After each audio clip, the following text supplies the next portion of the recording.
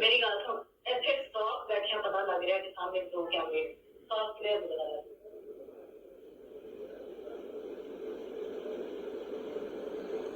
ਇਹ ਫੋਨ ਚੁੱਕ ਕੇ ਉਹ ਮੈਂ ਕਹਿੰਦੀ ਹਾਂ ਉਸ ਦਿਨ ਆਇਆ ਨਾ ਤੇ ਉਹ ਵਾਲਾ ਉੱਪਰ ਸੀ ਆਦਾ ਕਟਨ ਨਾ ਥੱਲੇ ਹੋਇਆ ਸੀ ਉੱਤੇ ਸੀ। ਉਹਨੇ ਮੈਨੂੰ ਦੱਸਿਆ ਬੈਗ ਬਣਾ ਲੈ ਕੇ ਆਇਆ ਤੇ ਉਹ ਕਟਨ ਥੱਲੇ ਕਰਕੇ ਆ ਤੇ ਬਾਹਰ ਨੂੰ ਨਾ ਕੁਝ ਲਾਓ।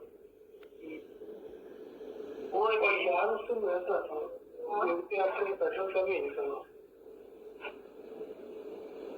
हाँ यार ऊपर लैब का फंक्शन चेंज हो यार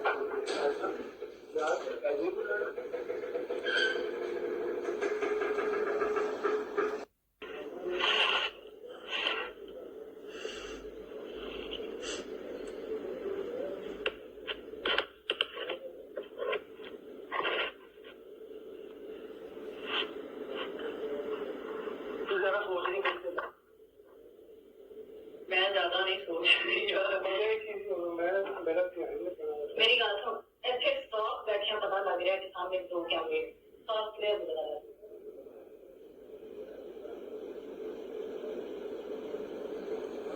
फोन चुक के लोगों मैं कहनी हाँ उस दिन आया ना तो वो वाला ऊपर सी ਆਦਾ कटन ना थले होया सी ਉੱਤੇ ਸੀ। ਉਹਨੇ ਮੈਨੂੰ ਦੱਸਿਆ ਬੈਗ ਬਣਾ ਲੈ ਕੇ ਆਇਆ ਤੇ ਉਹ ਕਟਨ ਥੱਲੇ ਕਰਕੇ ਆ ਤੇ ਬਾਹਰ ਨੂੰ ਨਾ ਕੁਝ ਲਾਓ। वो एक यार उससे वैसा था क्योंकि आपने पेट्रोल का भी निकलना हाँ